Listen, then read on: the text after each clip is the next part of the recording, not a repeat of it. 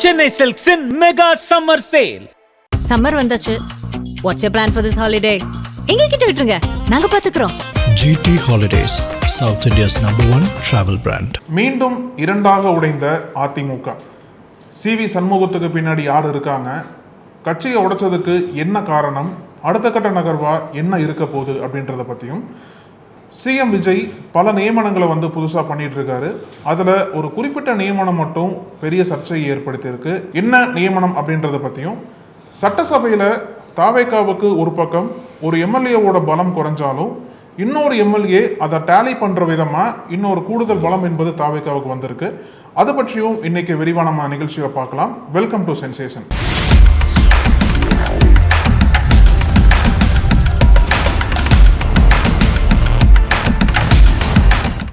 வணக்கம். வணக்கம். டெய்லி விஜய் சட்டசபைக்கு வந்ததுலேருந்தே ஆச்சரியங்கள், அதிர்ச்சிகள் அதுவாக தான் போயிட்டு இருக்கு. உடைகிறது விரைவில் உடைகிறது அதிமுக அப்படின்லாம் சொன்னாங்க. ஆமாம், இப்போ உடைஞ்சே போச்சு அப்படிதான் சொல்லலாம். ஆமாம், அதிமுக எம்எல்ஏக்கள் இரண்டாக இரு அணிகளாக இப்போ வந்திருக்காங்க. வடிவேல் சொல்ற மாதிரி தான், சல்லியா நொறுக்கிட்டே மாதிரி தான். ஆமாம். அதுக்கு முன்னாடி இன்னைக்கு இரண்டாம் கட்டமா விஜய் பல தலைவர்களை சந்திச்சுட்டு இருக்காருன்னு சொல்லணும். முதல்ல IUML தலைவர் காதர் மொய்தீனை பார்த்து பேசினாரு. அப்புறம் காங்கிரஸ் அலுவலகம் சத்தியமூர்த்தி பவன்ல போயும் காங்கிரஸ் தலைவர்களை பார்த்து பேசினாரு. திருமாவை பார்த்து பேசினாரு. அப்புறம் முக்கியமான சந்திப்பு என்ன அப்படின்னா, அதிமுக தலைவர், அதிமுகவை சேர்ந்த முன்னாள் அமைச்சர் CV சண்முகத்தோட வீட்டிற்கு விஜயே போய் பேசியிருக்கார். இப்போ விஜயோட பார்வையில் அதிமுக என்பது எடப்பாடி பழனிசாமி இல்லை, CV சண்முகம் தான் அப்படின்ற முடிவுக்கு வந்துட்டாரோ. ஏன்னா இது வரைக்கும் எடப்பாடி பழனிசாமி விஜய் பார்த்து பேசல. இப்போ CV சண்முகத்தை பார்த்து விஜய் பேசியிருக்காரு அப்படின்னா, அவரோட தலைமையில் இருக்கக்கூடிய அதிமுகவை விஜய் தன்னோட கட்சிக்கு, தன்னோட கூட்டணிக்கு அழைப்பு விடுக்கிறார் அப்படின்ற மாதிரி தான் தெரியுது. இதுக்கு பின்னாடி, அதாவது CV சண்முகம் எதற்காக கட்சியை உடைத்தார் அப்படின்றதுக்கு பின்னாடி பல காரணிகள் பேசப்படுது. ஒரு பக்கம் சசிகலான்றாங்க, இன்னொரு பக்கம் அவருக்கு தலைமை வரணுன்ற மாதிரி பல நகர்வுகள்லாம் பண்ணுறதா சொல்கிறாங்க. இதில் முக்கியமான நம்ம பேச வேண்டிய ஃபேக்டர் என்ன அப்படின்னா, செங்கோட்டையன் ஃபேக்டரை சொல்லலாமா. ஏன்னா செங்கோட்டையன் தான் இப்போ எல்லாரும் சொல்லிட்டு இருக்காங்க. ஆனா நீங்க விவரமா போயிட்டீங்க, நீங்க வரும்போதே நானும் வந்திருந்தேன்னா இந்நேரம் நானும் அமைச்சராக இருப்பேன், என்னன்னு இப்படி ஆகி போச்சு, நீங்க சொன்னதை நான் கேட்காம விட்டேன் அப்படின்னு பல மூத்த அமைச்சர்கள் இப்போ செங்கோட்டையன்ட்ட சொல்லிட்டு இருக்காங்களாம். ஆமா, இப்போ நீங்க சொன்னது போலவே செங்கோட்டையன் அதுக்கு பின்னாடி இருந்து இயக்குறாரா, அவரோட தலைமையில தான் CV சண்முகம்லாம் கட்சியை உடைச்சு மொத்தமா விஜய் பக்கம் சாயிறாங்களா. அப்போ ஒருவேளை 30 எம்எல்ஏக்கள் விஜய் பக்கம் ஆதரவு கொடுத்தாலும் அவருக்கு ஆதரவாவோ இல்லை எடப்பாடி பழனிசாமிக்கு எதிர்ப்பாவோ சபாநாயகர் எப்படி முடிவு எடுக்க போறாரு. நாளைக்கு ஃப்ளோர் டெஸ்ட்னா, நாளைக்கு பெரும்பான்மை விஜய் ப்ரூவ் பண்ணி ஆகணும். அந்த நிலைமையில சபாநாயகர் யார் பக்கம் நிற்பாங்க, இந்த ஒரு 30 எம்எல்ஏக்களை அங்கீகரிப்பாங்களா, இல்லை எடப்பாடி பழனிசாமி எப்படி அவங்களுக்கு எதிராக ஒரு போர்க்கொடியை தூக்க போறாரு அப்படின்றதெல்லாம் நம்ம பொறுத்திருந்தா பார்க்கணும். ஒருவேளை 30 எம்எல்ஏக்கள் அஃபீஷியலாக தாவேக்காவோட ஜாயின் பண்ணாலும் இவங்களுக்கு எத்தனை அமைச்சர் பதவி கேட்க போறாங்க அப்படின்றதெல்லாம் இன்னும் குழப்பமா தான் இருக்கு. காங்கிரஸ் 2 கேட்டாங்க அப்படின்னா அவங்க 8 கேட்பாங்களா, இவங்களோட ஸ்ட்ரென்த் கூடுதலாம் கேட்பாங்க. ஏன்னா அவங்க இப்படிதான் சொல்லி கேட்பாங்க. காங்கிரஸ் பாத்தீங்களா, திமுக டக்குன்னு கை கழிச்சு ஓடி போச்சு, அதே போல நடந்தாலும் நடக்கும் நாளைக்கு வேற ஏதாவது. இப்போ மற்ற கட்சியிலேருந்து 2 வருதோ மொத்தமாக நாங்கள் வந்துடுறோம், இவ்வளோ இத்தனை எம்எல்ஏ கொடுத்துருங்க அப்படின்னு தான் பேசுவாங்க. அது என்ன நடக்குதுன்னு தெரியல. SP வேலுமணி உள்ளிட்டவங்களுக்குலாம் மந்திரி பதவி அப்படிலாம் சொல்கிறாங்க. ஆனால் இவரும் சேர்த்துக்கிற நிலைமையில தான் இருக்கிறாரு. அதனால தானே CV சண்முகம் தரப்பு பார்க்குறாரு. முறையாக பார்க்கணும்னா எடப்பாடியே பார்க்கறதா சொல்லியிருக்காராம். திரும்ப சொல்கிறாரு, EPSையும் பார்க்கறதா தான் சொல்லியிருக்கிறாரு அப்படின்லாம் சொல்லியிருக்கிறாரு. ஆனால் பார்க்கணும்னா முதல்ல அவரை தான் பார்த்துருக்கணும். சரி, இப்போ எல்லாத்தையும் பார்க்குறாரு. அந்த வருஷம் அங்கே முதல்ல போய் பார்த்துட்டாரு, என்ன நடக்கும்னு தெரியல. முன்னாள் முதலமைச்சர் ஸ்டாலினை பார்த்தாரு. அதே ரேஞ்சில் இருக்கக்கூடிய முன்னாள் முதலமைச்சர் எடப்பாடி பழனிசாமி விஜய் பார்த்துருக்கணும். மேபி நம்ம பேசுகிற டைம் வரைக்கும் பார்க்கல, நாளைக்கு என்ன முடிவு எடுக்க போறோம்னு தெரியல. அதிமுகவில் என்ன சொல்கிறாங்கன்னா, விசாரிக்கிறப்ப அவங்களால அதிகாரம் இல்லாமல் இருக்க முடியல. இப்போ பெரும்பான்மையாக தாவேக்கா வந்துருச்சுன்னா நம்ம இந்த வாய்ப்பை நம்ம கேட்க போகிறது இல்லை. இப்படி ஒரு வாய்ப்பு வரும்போது அதை ஏன் நம்ம பயன்படுத்திக்க கூடாதுங்கிறது தான் இப்போ இந்த அணியோடைய முக்கியமான இது. ஆமாம், இப்படி வாய்ப்பு இருக்கும்போது நம்ம பயன்படுத்திட்டா என்ன. நீங்கள் இவங்களுக்கு இன்னமும் என்ன சொல்கிறாங்க, இப்போ நீங்கள் வரும்போது கூட கவனிச்சிருக்கலாம், அந்த காரில் இறங்கி வருவார் சண்முகம், நாங்கள் ஆதரவு தெரிவிக்கிறோம், ஆனால் பொதுச்செயலாளர் எடப்பாடி தான் அப்படின்ட்டு போயிட்டு இருக்கிறாரு. அவர் தான் பொதுக்குழு கூட்டணும் அப்படின்ற மாதிரி கோரிக்கை அந்த மாதிரி சொல்லிட்டு போறாரு. இப்போவும் அவர் அவங்க என்ன இந்த பிரிஞ்சு வந்தவங்க என்ன சொல்கிறாங்கன்னா, எடப்பாடியை கூட இருக்கட்டும், ஆனால் தாவேக்காவுக்கு ஆதரவு தெரிவிக்கணும் அப்படிங்கிற மாதிரியும் ஒரு பேச்சு ஓடிட்டு இருக்கு. CV சண்முகம் என்ன சொல்கிறாரு அப்படின்னா, நாம் தோல்வி அடைஞ்சிட்டோம், பொதுக்குழுவை கூட்டணும், ஒரு ஒரு அடுத்த கட்ட நடவடிக்கை என்ன எடுக்கணுங்கிறத ஆலோசித்து முடிவு எடுக்கணும் அப்படின்னு சொன்னோம். எடப்பாடி பழனிசாமி வந்து என்ன சொன்னார், அப்போ என்னை வந்து முதல்வராக திமுக சொல்லுது, நீங்கள்லாம் ஒத்துழைக்கணும் அப்படின்னு சொன்னார். ஆனால் அதை நாங்கள்லாம் ஏற்றுக்கல அப்படின்னு சொல்கிறாரு அவர். இதெல்லாம் வந்து சிவி சண்முகம் எப்படி பேசுவாருன்னு உங்களுக்கே தெரியும் அப்படிங்கிறாங்க திமுககாரங்க. இதெல்லாம் நாங்கள்லாம் சொல்லவே இல்லைன்னு சொல்லி சொல்கிறாங்க. அதாவது சிவி சண்முகம் என்ன சொல்கிறாருன்னா, திமுக அதிமுக கூட்டணி பேச்சுவார்த்தை நடைபெற்றது, அதுக்கு எதிராக நாங்கள் வர்றது மாதிரி கூட ஒரு கருத்து பதிவு பண்ணி தரலன்னா, அதாவது எடப்பாடி பழனிசாமியே சொன்னாருன்னு சொல்கிறாரு. சிவி சண்முகம் தான் சொல்கிறாரு இந்த மாதிரி எடப்பாடி பழனிசாமி அதுக்கு நாங்கள் ஒத்துழைக்கல. சரி, நம்ம நின்னோம், வெற்றி தோல்வியை தொடர்ந்து சந்திச்சுட்டு தான் வரோம், இல்லைன்னு சொல்ல தோல்வி அடைஞ்சிருச்சு. அதுலேருந்து வெளில வந்துட்டு இப்போ நம்ம தவேகா கூட சேரலாம். இவர் தலைவராக எஸ்பி வேலுமணி, கொறடா விஜயபாஸ்கர் அப்படின்னு முடிவு செஞ்சுருக்குறோம். அதுக்கு அடுத்து பொதுக்குழு கூட்டுங்க பேசுவோம் அப்படின்னு சொல்கிறாரு அவர். அப்புறம் நாங்கள் கடிதத்தை கொடுத்துருக்குறோம் அப்படின்லாம் சொல்கிறாரு.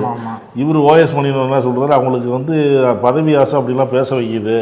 அதிமுகலாம் ரெண்டாலாம் போல ஒன்றா தான் இருக்குது. எடப்பாடி பழனிசாமி தான் பொதுச் செயலாளர், அவர் தான் தமிழகம் முழுவதும் சுற்றுப்பயணம் செஞ்சார், வாக்குகளை சேகரித்தார். அதனால தான் இந்த அளவுக்கு 47 தொகுதி வெற்றி காரணம் வந்து எடப்பாடி பழனிசாமி தான் அப்படின்னு சொல்கிறாங்க. அதிமுக இப்போ நேத்தியே பார்த்தீங்கன்னா ஒரு எம்எல்ஏ பதவி இருக்கும்போது அழுதார். அழுதாரு.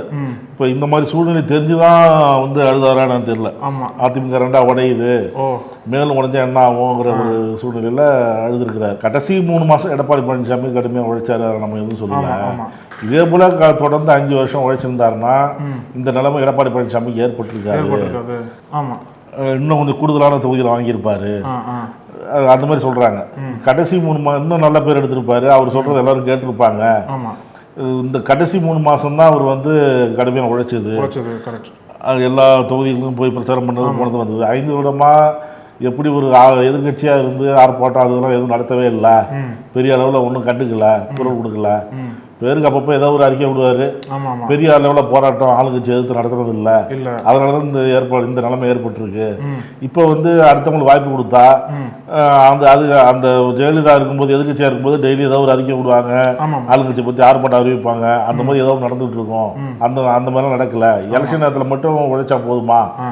வருஷம் பூராவே கட்சி பணி அரசியல் நடத்திக்கிட்டே இருக்கணும், மக்கள் பிரச்சனைகள் சந்திச்சுட்டே இருக்கணும். அப்பதான் நம்ம அடுத்ததுக்கு ஆளுங்கட்சிக்கான முயற்சியை நம்ம எடுக்க முடியும் அப்படின்னு அதுவும் அதிமுக சொல்றாங்க.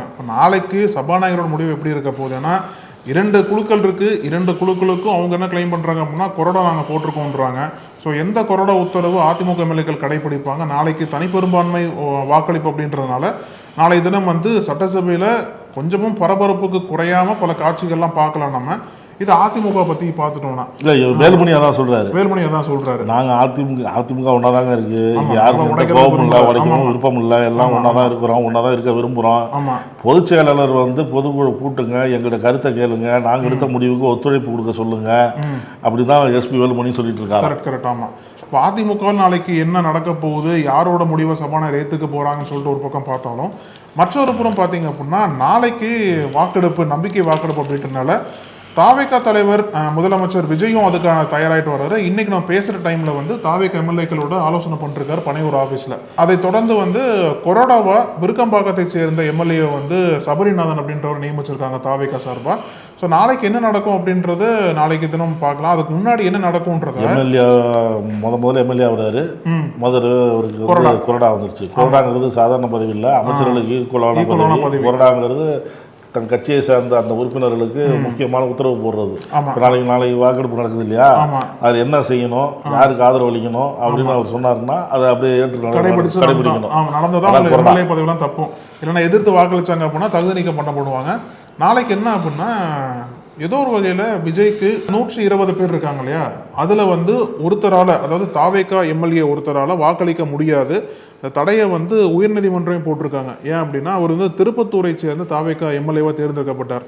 அவருக்கு எதிராக யார் போட்டி போட்டாங்கன்னா திமுகவை சேர்ந்த முன்னாள் அமைச்சர் பெரிய கருப்பன் போட்டி போட்டாரு. இவங்க 2 பேருக்கும் இடையில வந்த வாக்கு வித்தியாசம் வந்து 1 வாக்கு தான். அதாவது 1 வாக்கு வித்தியாசத்துல தான் தாவேகா வேட்பாளர் ஜெயிச்சார். அப்போ இதை எதிர்த்து வந்து பெரிய கருப்பன் நீதிமன்றத்தில் வழக்கு போடுறாரு. இந்த மாதிரி சரியா எண்ணப்படலை, மீண்டும் வந்து எண்ணப்படணுன்ற மாதிரி ஒரு வழக்கு போட்டிருக்காரு. அதை தொடர்ந்து அந்த குறிப்பிட்ட தாவேகா எம்எல்ஏ வந்து நாளைக்கு சட்டமன்றத்திற்கு வரக்கூடாது, நம்பிக்கை வாக்கெடுப்புல கலந்துக்க கூடாதுன்னு சொல்லிட்டு உயர்நீதிமன்றம் உத்தரவு போட்டிருக்காங்க.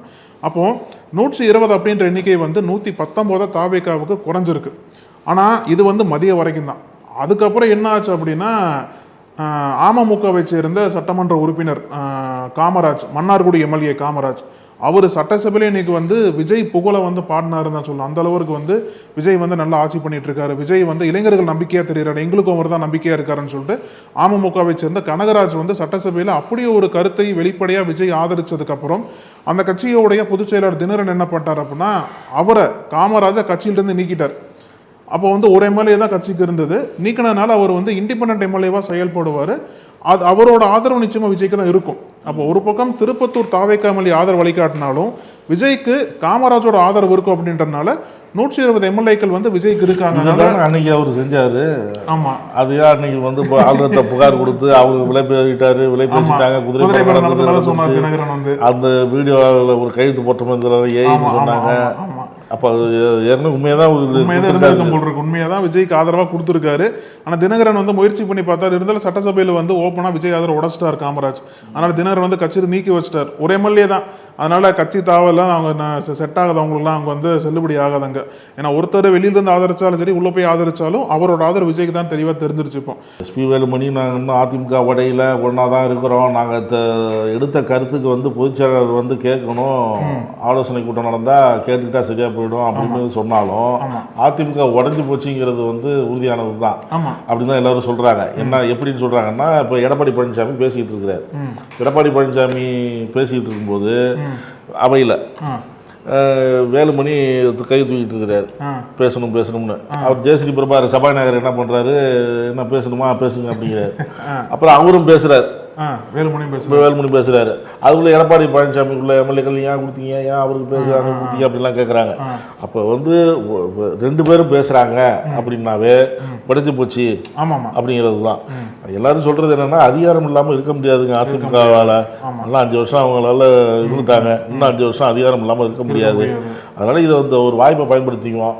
பெரும்பான்மை தாவேகா கிடைச்சதுன்னா நம்ம கேட்க போறது இல்லை, இல்லாதப்ப இதை பயன்படுத்திக்கிட்டா என்ன தப்பு அப்படிங்கிறது தான் அவங்களுடைய இது.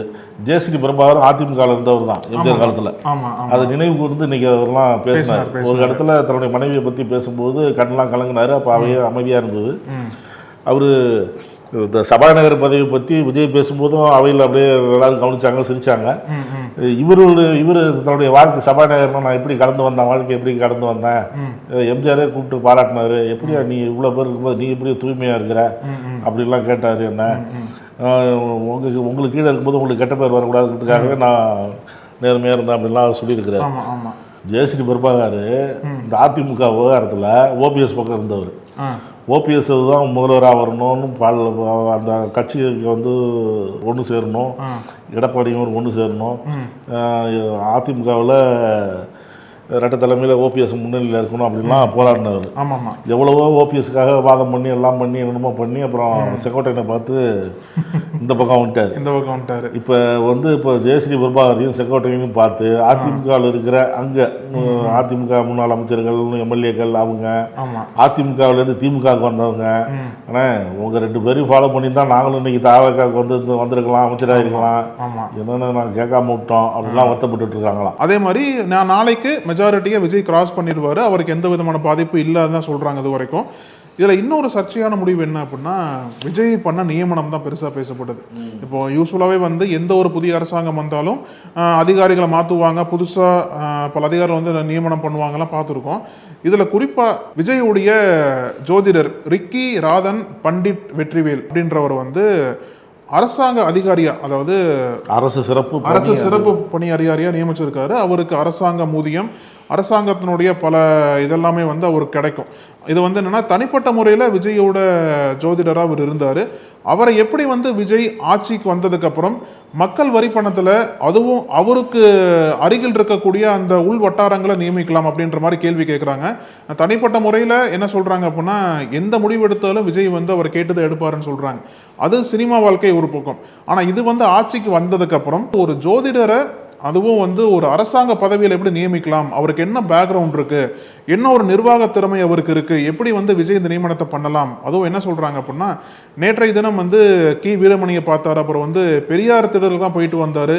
பெரியாரை கொள்கை தலைவராக ஏற்றுக்கொண்டு வரக்கூடிய விஜய் வந்து எப்படி ஜோதிடரை நம்பி மக்கள் வரிப்பணத்தில் அவருக்கு ஒரு நியமனத்தை வந்து பண்ணலாம் அப்படின்ற எதிர்ப்பு வந்து இப்போ கிளம்பி இருக்கு. அந்த எதிர்ப்புக்கு எப்படி கவுண்டர் பண்றாங்கன்னா தாவைக்கவினர்லாம் இதான திமுக நடந்ததுன்னு சொல்லிட்டு வராங்க. அது என்ன சொல்றாங்கன்னா, ஜோதிடராக ஒரு இருக்கட்டும், அது உங்களுக்கு நம்பிக்கை. அரசாங்கம் பணியின் போது ஜோதிடரை தாண்டி அறிவியல் ரீதியாக அது எப்படி இதை ஏற்றுக்க முடியும் அப்படின்னு சில பேர் சொல்றாங்க. இது மக்கள் வரி பணத்தில் சம்பளம் கொடுக்குறீங்க, அது கேள்வி கேட்க தானே செய்வாங்க, யார் நியமனம் பண்றது அப்படின்னு.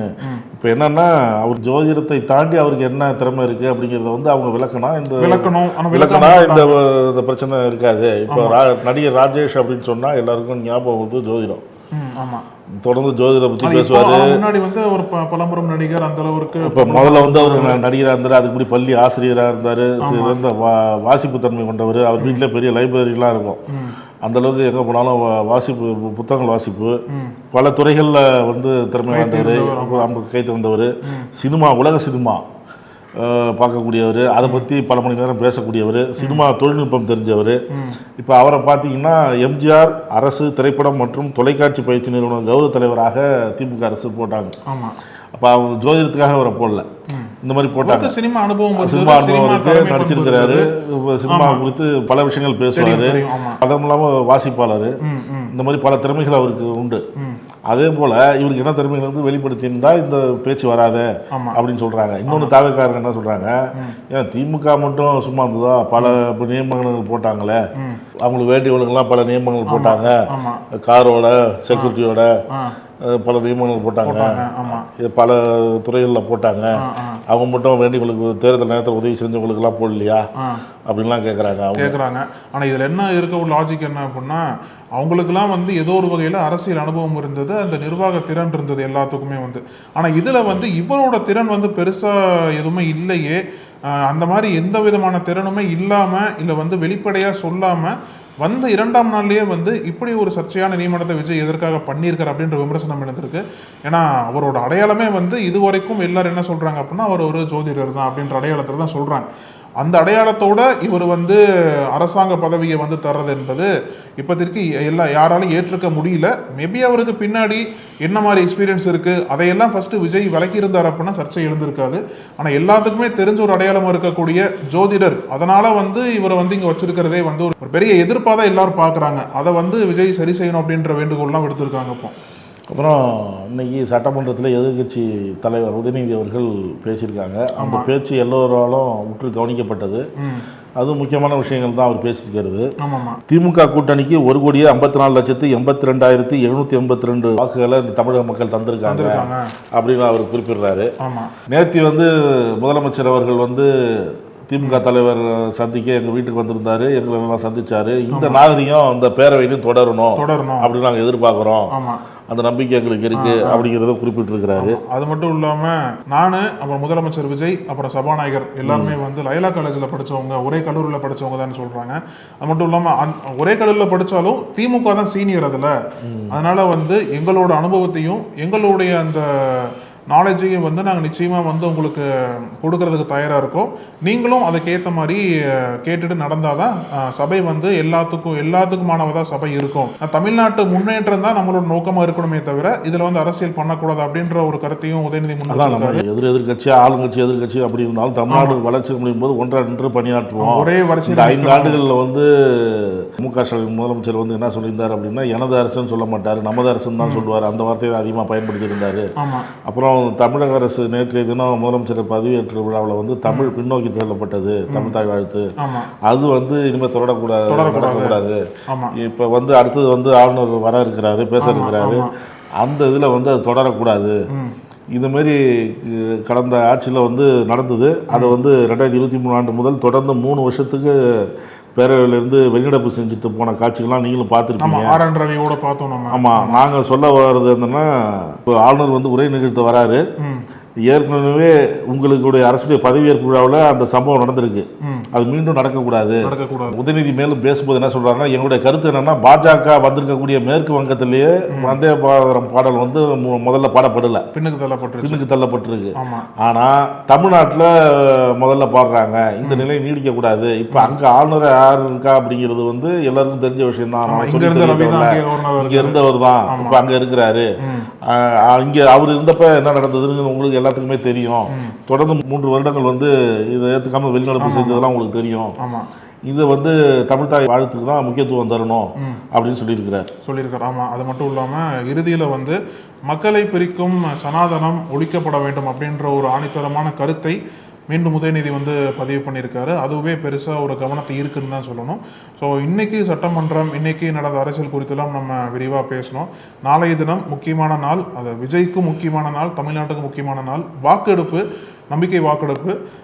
விஜய் வந்து ஜெயிச்சிருவாரு, அவருக்கான மெஜாரிட்டி நம்பர்ஸ் இருக்கு அப்படின்னு சொல்லப்பட்டாலும் ஏதோ ஒரு வகையில கூர்ந்து கவனிக்கப்பட்டு இருக்கு. நாளைய தினம் அதிமுகவுடைய நிலைமை என்ன ஆகும், எந்த குழுவுக்கு சபாநாயகர் அதிமுக அப்படின்ற அங்கீகாரத்தை கொடுப்பார், எடப்பாடி பழனிசாமியோட நடவடிக்கை என்னவா இருக்கும் அப்படின்றதெல்லாமே வந்து நாளைய தினம் பார்க்க போறோம்.